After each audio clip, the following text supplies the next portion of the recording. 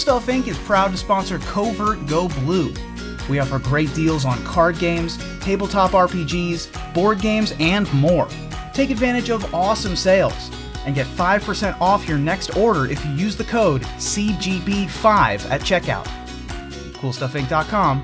Cool stuff in stock. Hello, and welcome back to another day in the arena. It's me, it's CGB, and my mission continues to bring you the best, the finest decks of the MTG Arena ladder, and giving you the tools you need to beat up the nastiest and most evil decks in the metagame while indulging in a little bit of evil yourself. And while I've done a similar deck to this very recently, I think we've got to talk about it because it is so good. The deck is Rakdos Midrange. My goodness. I loved Magmatic Chandler before and Kroxa. I'm just loving them more and more. This team can go up against anything out there. It can help get you the right removal spells in the right places, and it can feed, accelerate the mighty Titan of Death's Hunger. Take cards from them, get cards from you. It's a weird card advantage dance, and it's absolutely wonderful. You can defeat Omnath. You can defeat Adventures. You can defeat Rogues. You love defeating Rogues. Rogues is a snack, man. Just a snack for Kroxa. Just the most powerful Titan left to slap them around with. And the card advantage that they lose to Kroxa is so painful. It's just so painful because they don't have that much advantage of their own. I'm going to go over the deck quickly. I showed you a Lurrus build in the past. The version without Lurrus gets some key additions, so I'm going to cover those first. Bonecrusher Giant. What a card. Just shuts aggro decks down. Kill a thing and get a 4/3 body to boot. Boot. Anyway, it shouldn't be explained that this is one of the best cards in Standard and a removal spell that makes aggro mages cry. So in Best of One especially, adding Bonecrusher Giant is sweet. Timuret Calls the Dead, aka Kroxa in a can. You go 6 cards deep, so you find Kroxa much more reliably, and Kroxa always has food. So I absolutely love a Timuret Calls the Dead in this deck. The zombie tokens aren't particularly good or anything. They get bounced by Brazen Borrower. They get shot down by Bloodchief's Thirst. They get stuffed in glass caskets that are later get blinked. Like, it's not really about the zombies. It's about milling yourself and just having something left over to pay you off. So 4 copies. We get Inscription of Ruin. I guess that could be in the Lurrus version too. I'm honestly not sure about this card. This is the most underwhelming card in the spot, but I have found it, honestly, when I found it most useful is when I'm fighting the Omnath or the Adventure player. We've traded some resources, and then I have this turn where I Heartless Act their Omnath, and I Inscription of Ruin their last 2 cards, and I put them in top deck mode, and the next turn I bring back a Kroxa. It's very happy. So, Inscription of Ruin got the nod for me, but I'm not sure about this card. I am sure about these 2 cards, but I'm not sure about the quantities. Liliana, Waker of the Dead, is actually really good in this deck. It feeds the Kroxa. It is almost always a removal spell because you can -3 because your graveyard is always full. The -7 doesn't usually happen, but Liliana is good, and I'm not sure how many to run. I've run every number, 4, 3, 2, 1, 0. I'm currently running 1 because I just think it's too good not to include, but I'm not sure how many you need. And hey, if I include some Inscriptions of Ruin instead of Liliana's, maybe those of you who want to shed a tear every time I tell you to craft mythics that aren't playable other places, maybe you have 1 Liliana lying around and you don't have to cry so much. Rankle, the Master of Pranks. Similar mythic kind of thing. Most of you probably have more Rankles, and this deck could use more Rankles. I've been as high as 3 Rankles on this build, and it's been good. So if you want to run more Rankles over any of the other kind of questionable cards, Rankle's a good one. So down here we still have just kill everything. Bloodchief's Thirst, Agonizing Remorse, Heartless Act, 3 Shatterskull Smashings. So I wanted more red sources. I wanted them to be able to be untapped because Kroxaing on time is very important. Smashing is actually a good late game card because while we have a lot of kind of nickel and dime card advantage here in the deck, we don't have a way to kill 2 creatures with 1 card very easily. And Smashing can do it. It can be the late game top deck that you need to clear the way for your Kroxa. And then otherwise, I wanted to run cards like Mauling, and I wanted to run cards like Spikefield Hazard, but the mana was so bad. I was hitting tap land, tap land, tap land every turn. It was driving me crazy. It still happens from time to time. And at the end of the day, I decided that we do want Castle Locthwain, because we end up with an empty hand very, very often, thanks to Magmatic Chandler, thanks to Liliana, thanks to Rankle. Like, our hand gets emptied. There's no question. So Castle can really help us stay in games that turn into top deck wars. I definitely want Temple of Malice because the mana's really bad, and I definitely need Fable Passage because it fuels the Kroxa. And then I decided, rather than running more of the tap lands or spell lands, let's just run basics. Agadeem's Awakening is a heck of a card, the mythic black one that gets creatures out of the graveyard, but we don't have any 1-drops, so it's never getting that value. And it might get like a Chandler and a Bone Crusher Giant, but we end up exiling our graveyard so much with Timurit Calls the Dead and Kroxa. It just didn't make a lot of sense. Agadeem's Awakening was just pay 3 life to get a swamp so often, and if I increase the number of swamps in the deck, I can play castles. So that's how I ended up running 7 swamps, 4 mountains, and 2 castles, and Shadow Skull Smashing. I think this deck is really good. Could be tier 1. Like I really like it. It's kind of the off-meta, anti-meta deck that I'm enjoying the mythic grind with. So let's get into it somewhere in the middle of Diamond, see where we end up today. Let's dive in. Let the nonsense begin. No red mana. On the draw, will we get a red mana? Getting a red mana turns this hand on completely. Let's give it a shot.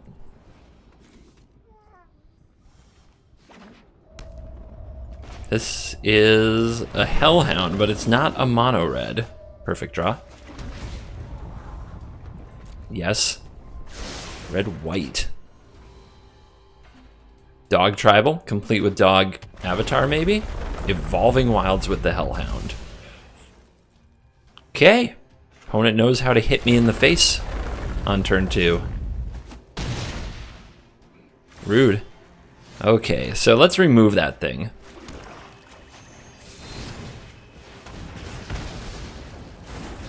Just drop a foot on it. It's tempting to play a Triton, but all they have to do is play like another Evolving Wilds and a Shock or a Spike Pathway, and they go right through it.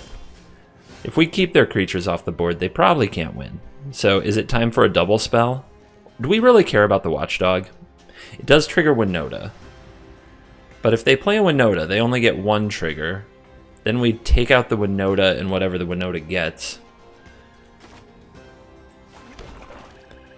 And on the other hand, Chandler's so good, though. It's so good. Let's get this on the field. Let's take out the Watchdog. Bloodchief's Thirst is at its best when removing small creatures. Once all the small creatures are gone, you have to pay 4 for it. It's a lot worse.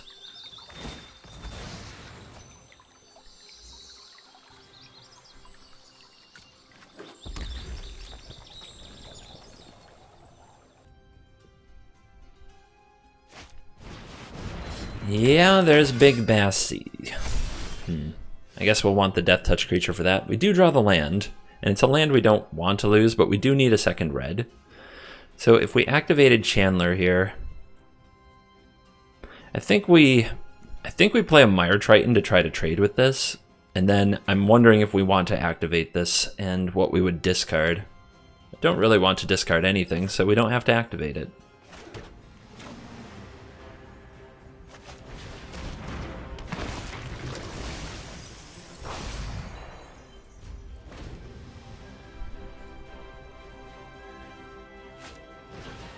Hack Leader, sure. Lots of things in my deck kill that. Okay.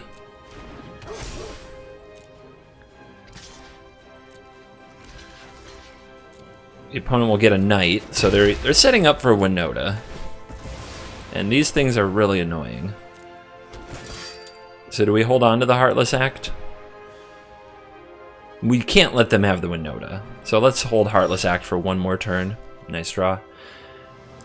I want to hit a land. No, we'll just hold these up, right? Cast one on one of the dogs. We're on two. I guess we could cast both, make this a 4/4 block and kill a knight. We're chilling. We're the control deck. Oh, I love it. I love being the control deck. Brah, brah, brah. Here she comes.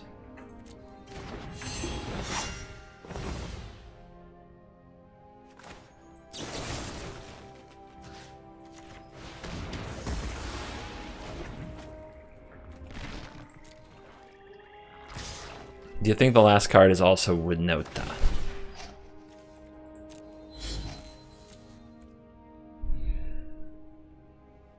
I'm not sure.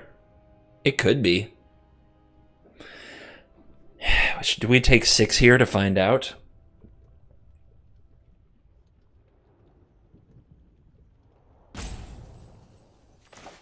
I don't think so. We can't just do that forever. And if they have double Winota and we don't find removal for these, it's sad.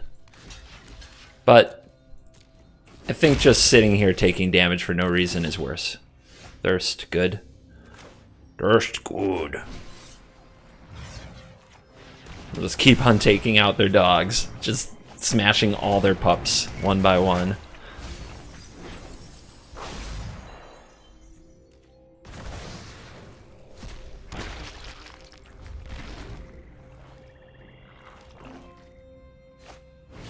Seasoned Hollowblade is not Winota.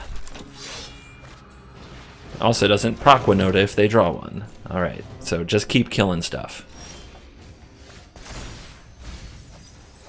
We do need another red for a Kroxa eventually.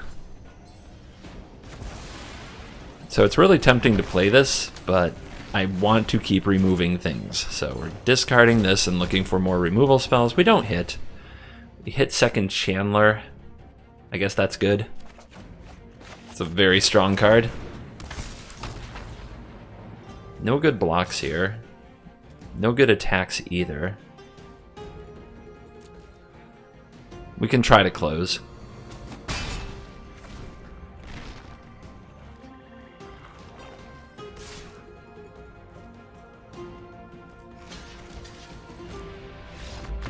Oops!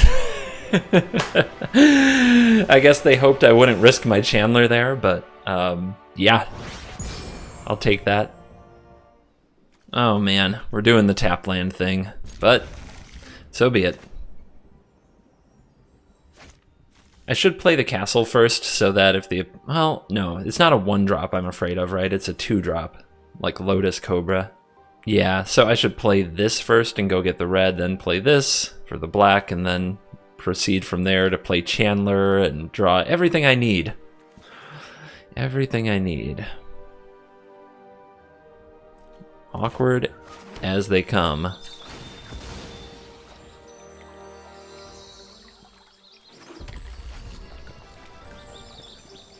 And yes, the mana in this deck, as I'll probably mention many times, is atrocious. Let's just do this. We might find a swamp with our Chandler. You have to work hard for very little. Clover. Oh boy. Alright, this can get black. Do I want to try to do anything right now? Like, the Thirst is good against an Innkeeper, but of course we'd rather do other things for sure.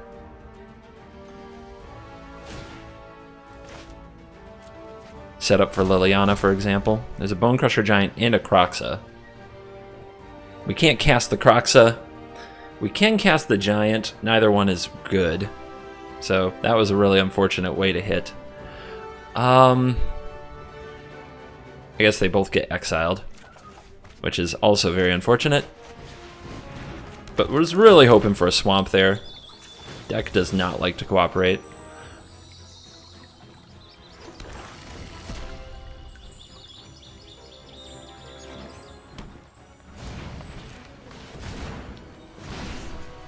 I only play against adventure decks that play turn 2 Clover, turn 3 Giant.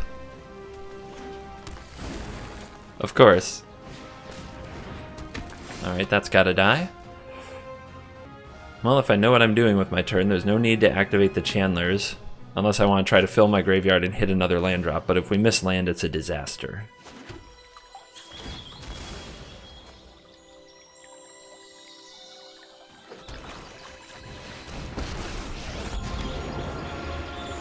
I'm looking for new minions.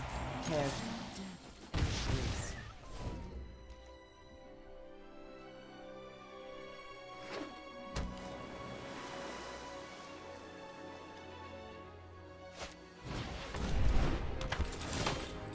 Okay.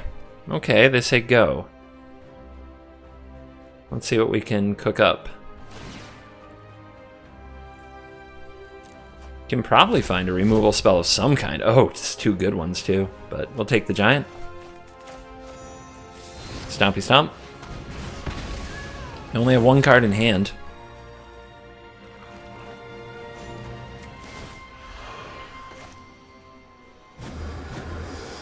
We're doing things my way. All right, we've got them on empty. Now they get a giant, but we have a rankle. Can just fly over the top of them. Inscription of Ruin. Destroy target creature with converted mana cost 3 or less. That ain't gonna do it.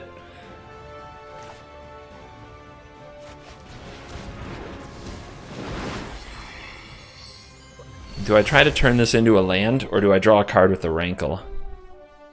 I guess we can draw a card with the rankle because we're going to make the opponent discard it anyway.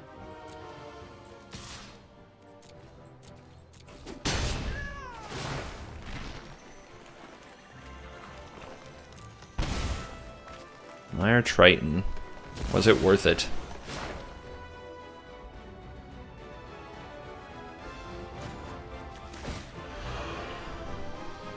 I don't think Mire Triton is worth it. Hanging on to Inscription might be. Let's see what they play.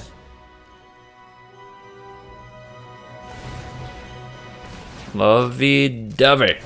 Alright, we can kill that. Makes Rankle less good. In that we can't do the sacrifice thing, but I'm not that afraid of the tokens. Alright, so discard the Calls the Dead, right? Try to make it into a land or something like that. Or we just activate this after dealing damage and drawing a card. Make them discard. Alright. We're probably casting Inscription on the Beast.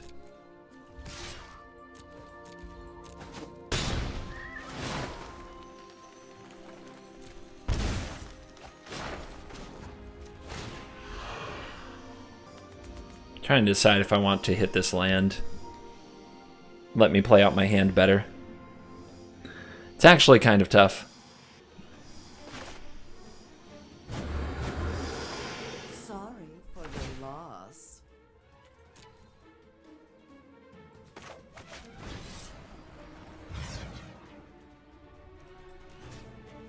Bang.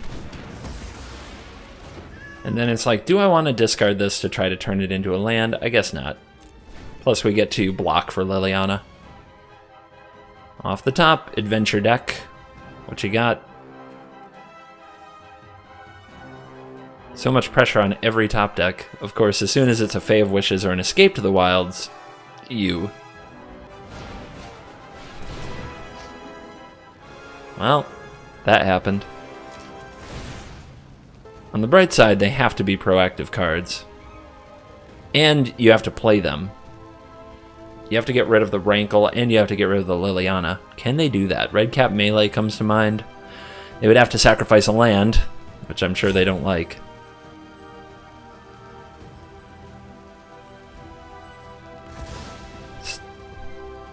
Okay.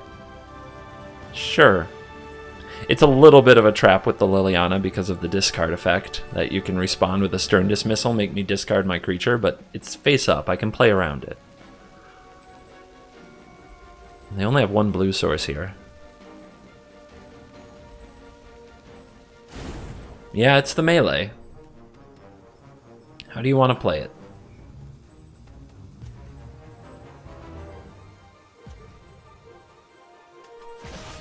Melee the Lily. All right, you're gonna have to give up a land for that. And I'm guessing we're going to Stern Dismiss a Rankle?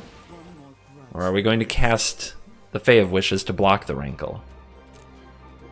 I don't know. That was one of the best draws in their deck, and I don't feel like they got very far ahead. So maybe I overestimated it. So I'll attack, they'll bounce it, we'll play it again. Shrug. Or we'll play Timurit Calls the Dead and dig for Kroxa. Sure.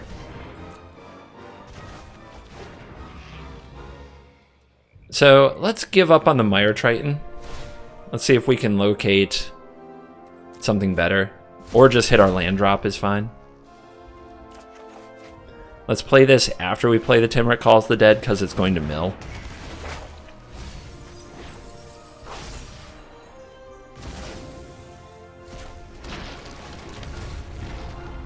Inscription.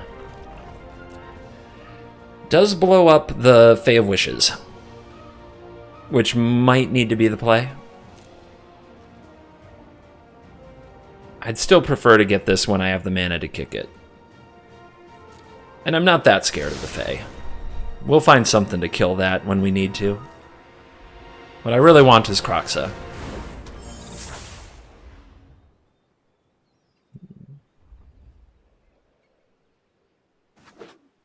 Okay, land off the top, Fae on the battlefield. Mill 3. Another zombie. This can come down. Let's see what we can... We could attack with the Chandler. The opponent is on 9. Yeah. And we can play Bone Crusher Giant. Let's be aggressive.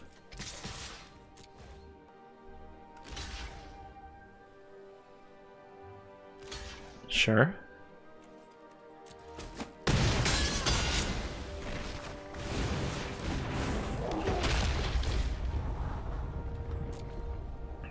Lines up a lethal. Puts the pressure on the opponent's top deck for sure. Nice.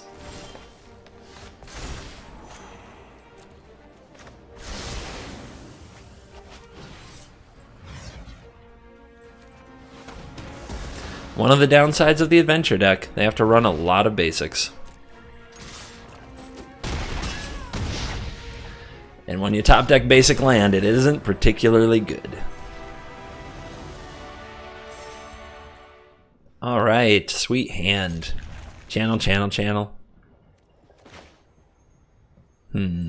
Or do we fetch the red? I'm going to hold my options open on the passage, because if we draw a black source or a red source, we'll know what we want to fetch. Alright, scry to the bottom for the opponent. That's a good one. Let's get the Chandler on board.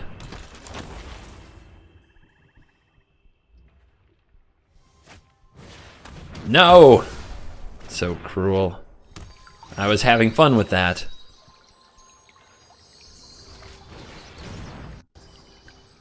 Hold on to the Giants for another turn, see what the opponent's got cooking. This is going to be about finding Kroxa, and we, after losing that Chandler, our hand doesn't look very good at finding Kroxa, to be honest.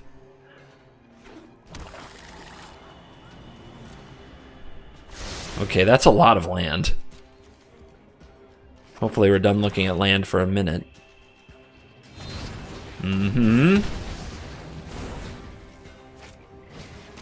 Oh, Vessel, or Vessel player. Remorse.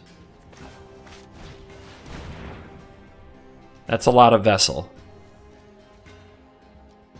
I guess I'll take one.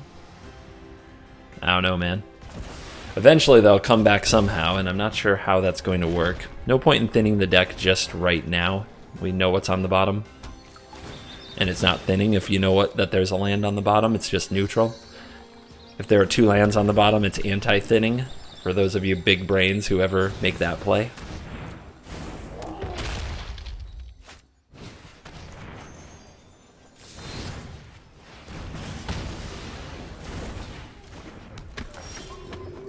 There's a Kroxa.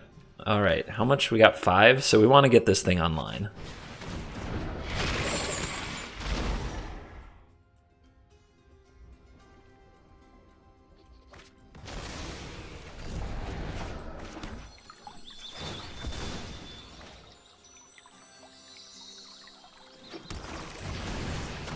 You have a giant? I have a giant. Let's see if the opponent drew a way to reanimate their vessel. Temple. Scry to the top. Scary.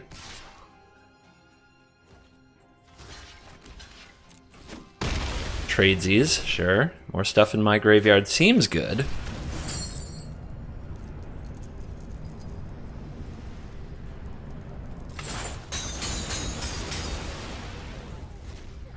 Alright, so they've got something on top. It must deal with the Kroxa. Planes. And they discarded it. That's kind of whack.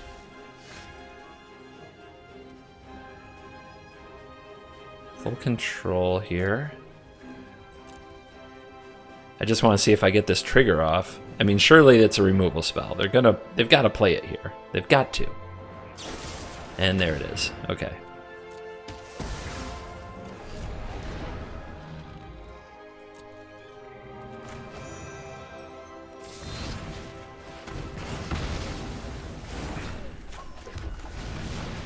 Possible I should have held that land because our opponent could top deck a Kroxa.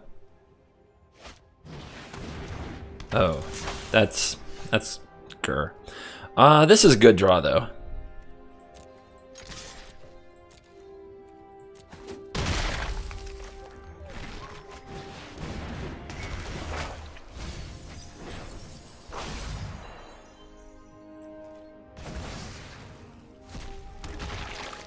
I'm just gonna cast this, be super aggressive. Just throw the Bone Crushers at them. They see a Bloodchief's Thirst and an Awakening. An Awakening can get back, yep, one of the 5/5s, which is really nice, and a Mire Triton, which is really nice too. Oh boy. We'll have to draw a solution to the 5/5. We can do it though. I believe in us.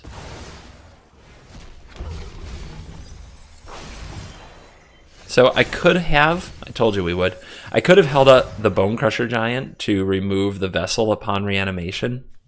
And that might have been the better play last turn. Especially with the opponent looking at multiple cards with the Chandler.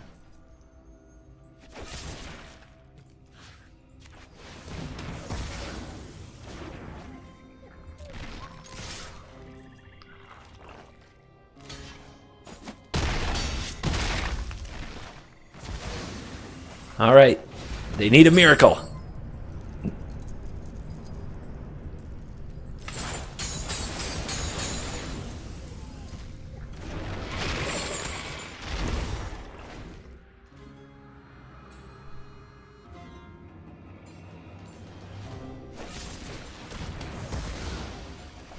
That isn't enough though, right? Oh, okay. They can survive at 2. They can survive at 2. These cards are good, though. These cards are good.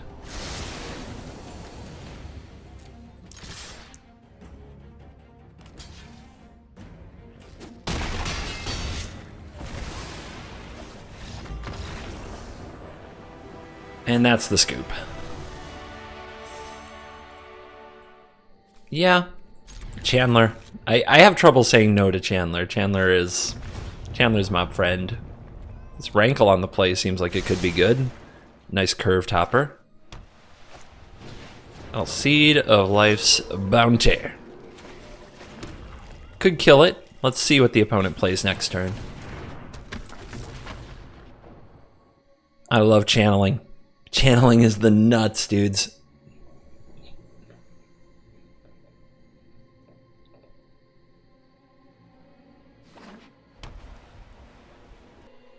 See?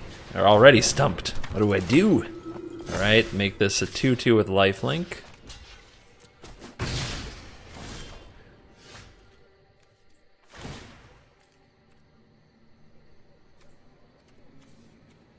I don't think this is going to come down to castling. I haven't played a game yet that has. Alright, so which of these would I like to play? Other Channeler or Mire Triton? The Mire Triton's Death Touch is pretty sweet, right? But we've got another one. Just get double Chandler going. Seems good.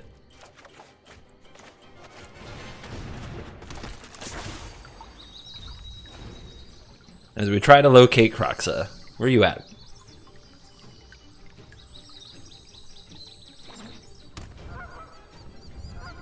I got a problem, guys. I can't stop channeling. I just keep doing it. Okay.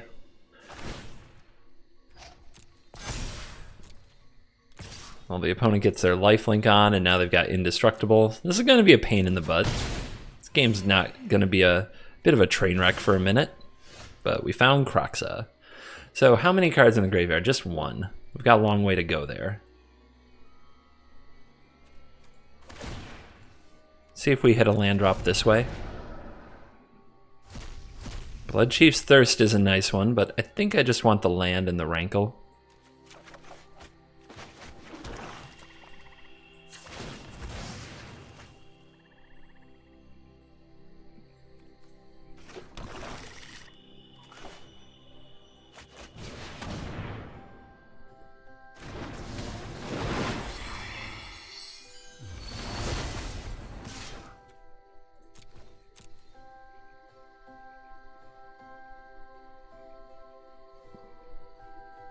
So what you got? Nothing that can block it right now. We can sacrifice this Chandler, get it in the graveyard. Oh, we're playing Takedown. Okay. That's interesting.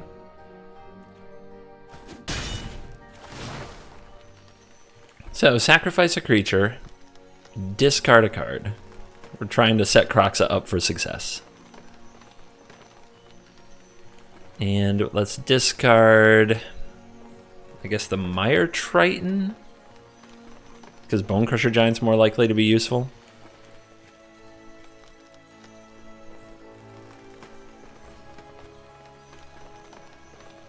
I know, giving up Chandler is RIP. Gross.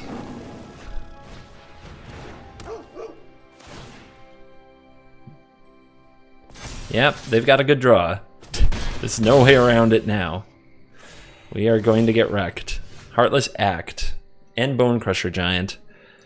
And we can give up the Lurrus and see what they sacrifice. And they have one card in hand. We could discard the Passage. Or we could put this on the stack, then play these spells, but the opponent would still get to use the Savior to save something. That's interesting, right? Okay. Okay, then. So.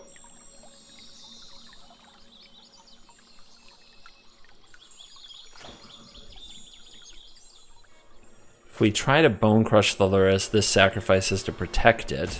If we try to Bone Crush here, yeah, I guess we have to get rid of the Lurrus. There's no choice. So, let's start there.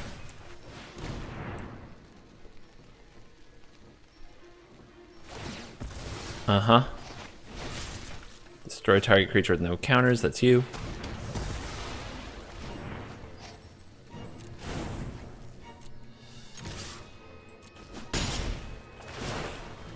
So, we make them discard a card and they're down to nothing. But they do have 6 power coming back. So, do we sacrifice a creature and leave them on 1 creature? And it would have nothing to defend, being the Life's Bounty, if we find a way to remove it. Good question. I think we keep the Rankle for now.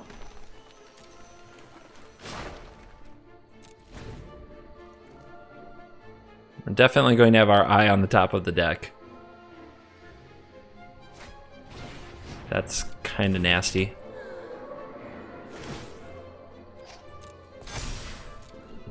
That's really nasty, actually. That messes up the plans. All right, red. Down to 6, up to 28. Long road back. That makes blockers. Kroxa is big. I guess we can try to trade the bounty for that.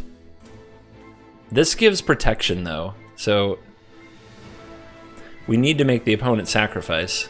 There's no other way. And so that means we have to give up the Rankle.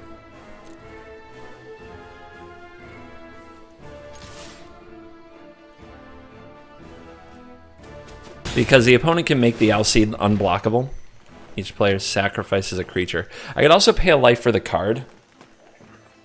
That gives the opponent a card too, but it gives me a window, I guess, to draw something here. Going to 5 is really scary, though. Means we can't take a hit. Well, we can't anyway. All right.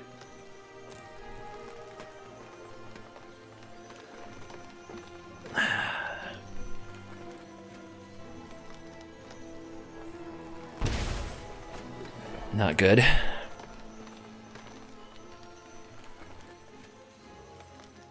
And now they can give this up. Actually, I did this wrong. That was a mistake. If they sacrifice one of... If they keep the 2 bounties, they win. Okay, they did not. Alright, so we'll Kroxa your hand and make a zombie.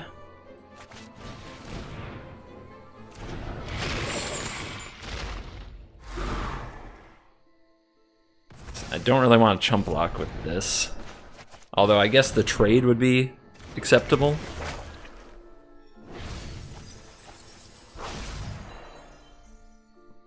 I don't know. I'm pretty sure I've messed this up about 6 ways. At this point, we're just throwing cards and seeing what happens. But I really want to next turn be able to play a Kroxa and have a zombie to block with too.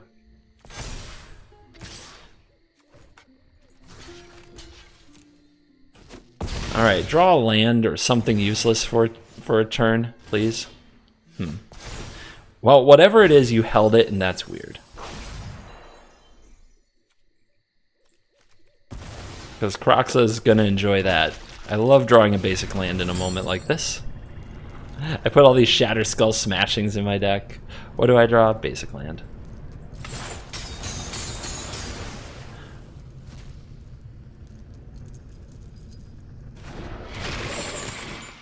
So, what are you throwing into the bin? Brutal. Could have just played it though, I think, and won the game. If you, let's see, tap this, attack with 1, 2, 3, 4. No, not quite win the game. Nice top deck. I wish I could do that. Oh my god. End the pre-GG. Burn in a house fire, dude. I hate you. Don't pre-GG. I'm trying to spread the good word. It's the absolute lowest tier play in the game. Lots of removal. Hopefully a Kroxa in a can over here.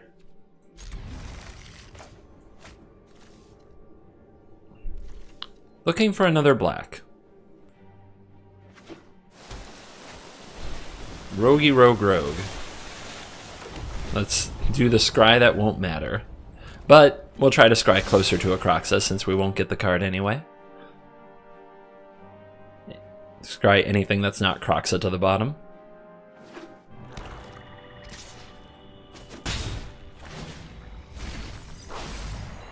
Okay, what do we do? I think we Bone Crush this sucker. And I think we do it on our opponent's upkeep if they do nothing during our turn cycle.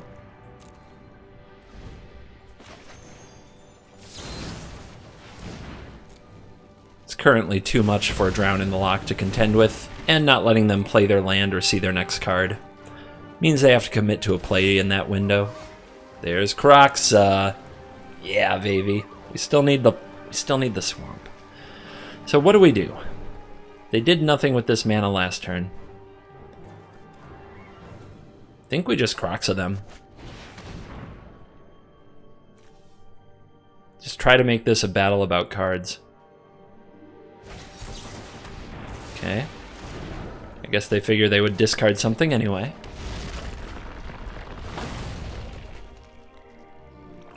Black mana. Black mana. We don't even have close to enough yet. We don't have to be in a rush. But you may as well start working on the deck now. It's amazing how annoying 2/3s are.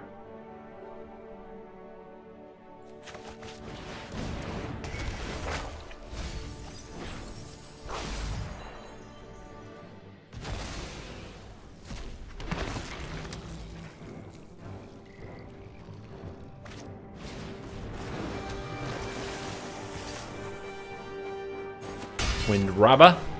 Okay, what are these cards? Drown in the Loch makes sense. Black mana. We aren't getting it. Alright, so we can duo block and bone crush this. The opponent will probably counter it, so that's not good. We could go for Channeler and Thirst here. Thirst target the Robber, but the Robber just sacrifices to draw a card pretty soon. So I guess we may as well do it now. We could also go for the Bone Crusher Giant, but I think that's sure to draw a counter. So this keeps them from turning this into a card. And yeah, they're not going to counter that. They might counter this. Okay, they don't. Brazen Borrows? I think we will try to stack some blocks in front of this thing. We're on 7. Do we really want to make that play? It's too risky, right? They just kill Chandler, that becomes a 6. They kill one of the tokens. Yeah, I don't think there's a world where we block this next turn, so we'll counter pressure, I suppose.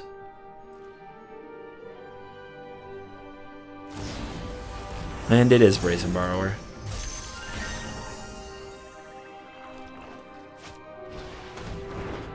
No, not that card. Ugh. Okay. If we double block and the opponent has the Drown in the Loch, then they played the Drown in the Loch and we're done with it. But we lose both creatures. So no blocks. Take 6. I hate it. Come on, deck. Deck is committed to making me unhappy. Alright, we use the Chandler then. We use the Chandler. I would love to discard the Smashing to make this a 4/4, but I don't think it's worth it.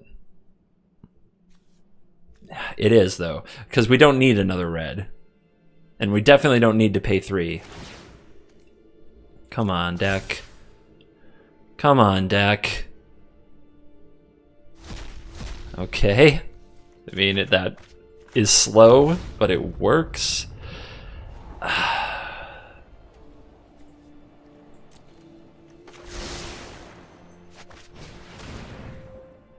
A little Death Touch creature that can gain me some life.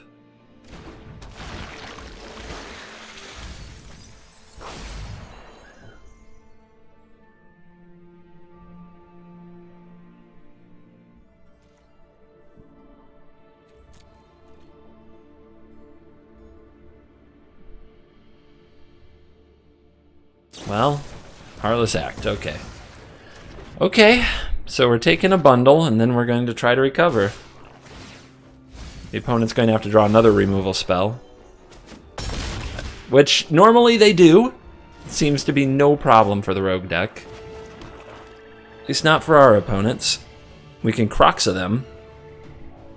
And then we're not necessarily... Oh, we are dead. We're dead to the Brazen Borrower. So that doesn't work. So what do we do? Hold up 2 blockers. Play this. Bone Crush the Brazen Borrower. Take 2. Go to 4.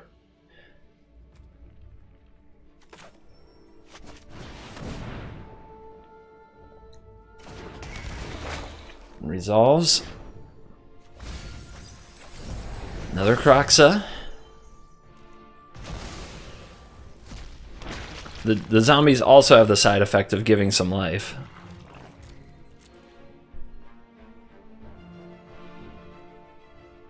When this goes off on Chapter 3. Okay. Annoying, but blockable. Not their best top deck by far. Do they read the removal spell? Okay.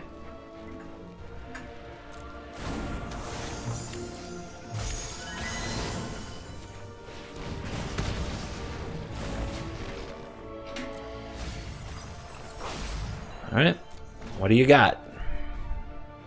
Still have 24 cards in our library. Oh, come on. What did you draw?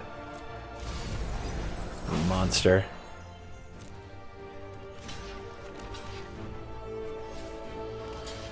Yeah, we really need this to die. Ugh. This is so bad. Okay, pass to damage. Okay. And it's a land. You're telling me, oh my goodness, there is a chance. We did it.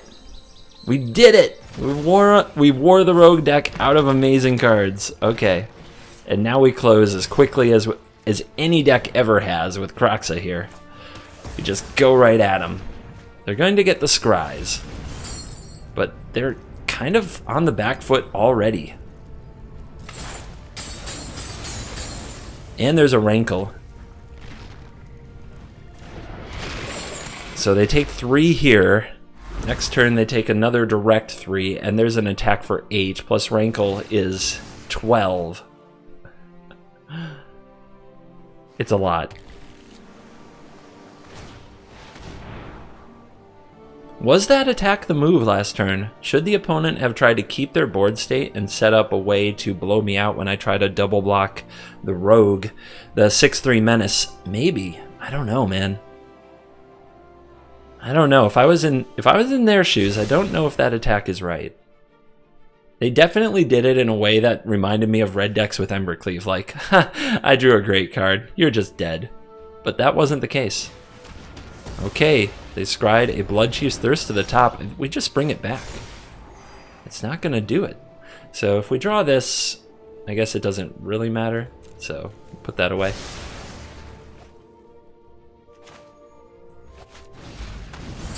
Keep it coming.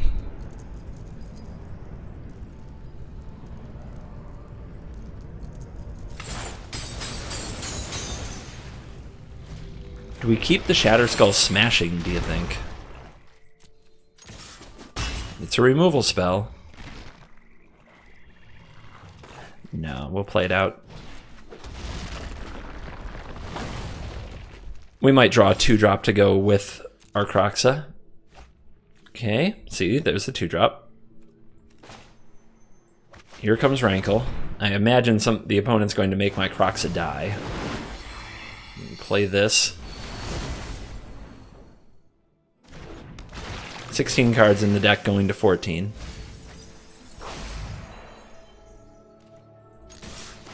They let the Kroxa trigger happen.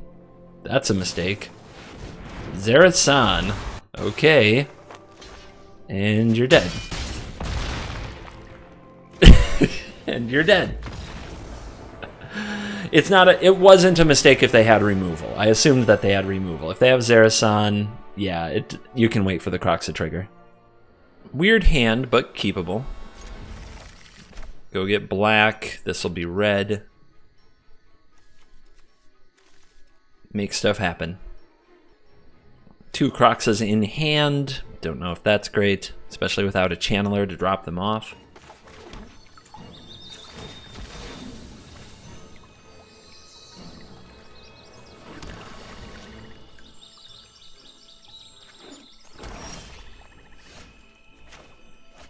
I'll pay 3 life to make you discard here.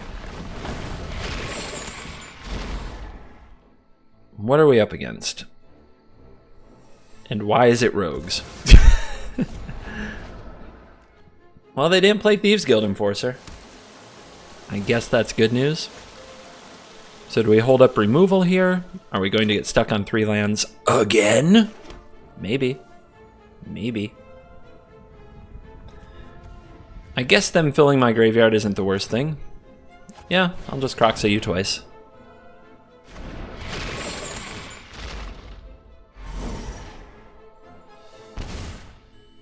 Land down. Here's the thief. We'll have to kill it sometime, but it doesn't have to be right now. And we could draw the red. And if we draw the red, okay, they're going straight for the scavenger. There's the red we needed.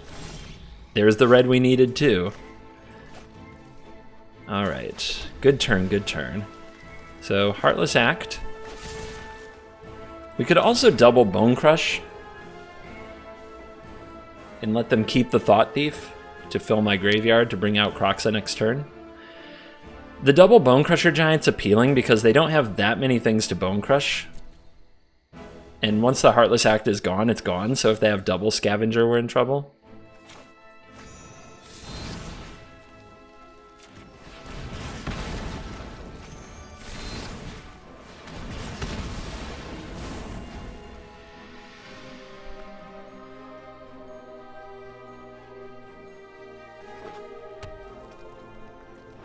Mauling has a land.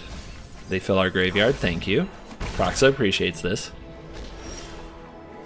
So, let's see what they got.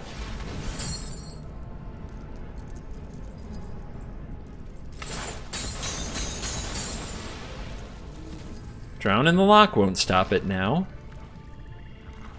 So you need another counterspell, and even then you just start refilling. And it looks like Croxa's coming in to get there into the story. Ooh, that's like it's like a 5-for-1. Ooh, oh, I cringe just thinking about it from the rogue player's perspective. No, no. They don't have the blue to cast it, but they did discard a blue source. They probably have another Mauling since they played this tapped. Let's find out. Oh, we're going Zareth. We're going Zareth, San. What are you gonna do? Take a Chandler? Yeah, okay. Good job. I will has card now, please. Would you like to block? No block. It is a Heartless Act. I know it is. I'm not scared of the Chandler. Like, they want to play at instant speed. Chandler doesn't really accommodate that. Let's see if they can mill me before I get a chance to draw this Blood Chief's Thirst. Okay, they can do an Awakening, or they can do a Thieves Guild Enforcer. Scoop! Out of there! Kroxa takes another one. And we are back for the post-game wrap-up, and I have one regret. Slightly. I regret telling the white player that they could burn in a house fire. I should have told them to rot in a dumpster instead. That's my regret. Okay, anybody taking that too seriously, it's like, let me have a joke on the internet. Just one! I live for this stuff. Anyway, this deck is sweet. I think I misplayed that game against white very badly, and I had a good time just kicking rogues and kicking adventures left and right otherwise. So this is a very playable deck. Omnath, I'm sure there was Omnath in the adventure deck because it had a plains, but they didn't draw it. But I still think Omnath is also very kickable with this deck. Just smash, smash, smash, smash. So I recommend it. I recommend it. I know, lots of wild cards. You don't need to craft Shatter Skull Smashing. You could run some mountains or even some frickin' Bloodfell Caves to make the mana a little better, and that would be fine. And Magmatic Chandler, highly recommended craft. This card is very fun. If you like this style and these colors, you should get it. Timurit Calls the Dead, that's up to you. I like this card a bit. Don't know if it's worth the rare. Inscription of Ruin, definitely not sure about that. Liliana, Rankle are both sweet in the deck if you want to spend a mythic. Okay. In other words, play it. I think it's good. I think you'll like it. Let's transition into a quick little moment. It's going to be a little bit of a rant and a little bit of love. So let's start with the love. I love my fans. I love you very, very much. Thank you for watching the video. Just watching the video. If you did nothing but watch the video, that supports me in a huge way. If you would like to support me in more ways, there's a few ways to do it. Patreon, YouTube memberships, Twitch. There's links in the description all about that. Thank you to everybody who does that. You don't have to. It's much appreciated. It keeps me coming back. But, you know, I'm not trying to guilt anybody into it. Just watching the videos is tremendously helpful. And thank you so much for the likes, the comments, the shares. Those things, like, if nobody did anything but those, it really would be enough. So don't feel like you have to do the extra support, but it is appreciated. And it means a lot to me. So here's the rant part. I have an email address like posted on my Twitter. It says for business, okay? And yet I receive emails every day, and they all start the same way. I know it says this email address is for business, but I really wanted to share this deck with you. Guys, if you ever have to start an email with, I know that this is, but you're already being, I don't know the right word. If you know the right word, put it in the comments. Leave me a comment. What's the right word? What are they being? Urgh. Anyway, I get hundreds of messages every day. And thank you, fans, for feeling like you need to send me, feeling a connection with me to the point that you send me messages. It means I'm probably doing something right. And I am grateful that you would give me that kind of attention. But I'm not replying. And I don't have time to look at all the deck lists I get sent, let alone reply to them. It's impossible. It's physically impossible. And it doesn't matter where you're sending the DMs, Twitter, Discord, Gmail. People say I need a break or I'll burn out. The only time I honestly feel like I need a break, it's not when I'm recording. It's not when I'm making content. It's when I open my inbox to hundreds of unsolicited messages about like this card, this deck, etc., etc., etc. So that is the thing that drives me nuts right now. Same with Discord, same with Twitter. It's the absolute overload. So here's the thing. I have a Patreon, patreon.com/covertgoblue. If you sign up for the Patreon and you send me a message, I take 2 to 3 hours, sometimes up to 5 hours every Friday to go through those messages and respond, read them and respond. If you send me a deck, I'll send you some ideas of what cards I would play or what I think of it. If you send me a story about where you were from in Magic, I'll read it and I'll maybe tell you a little bit about myself, like things like that. I know it's weird to paywall like personal contact with me because I'm not a celebrity or anything. I'm just a guy making videos, but I have to do it. There's no other way I can handle this. So if you guys really want to get in touch with me personally about anything, what cards you put in a deck, something you built, your Magic story, anything that you can't define as business, $2 a month Patreon, you can do that. $4.99 a month, you can send me a deck list and I'll send you ideas of what I would put in the deck list. I'll like take a look at the deck and give you some thoughts. It's not much. And it at least puts a little bit of a wall between the hundreds of messages and the ones I can make time to reply to, the people who have committed financially to supporting the show and being my biggest fans. You know, like I'll make a minute for you guys. I wish I could make a minute for everyone. I can't. All right. Thank you for enduring this rant. And indeed, if you want to watch the video, leave a comment. Those things, like that is enough. You don't sign up for the Patreon because you feel guilty. Do it because maybe you really want to communicate with me for a reason, or you really want to support the show. Or you want to join the Discord and get in the Cool Kids Club Discord channel and connect with other fans of the show. But yeah, that's the thing with the Patreon. And to all my patrons out there, you are very cool. Thank you so much. I'll be talking to you on Friday. And with that, I will see you in the next video. Goodbye.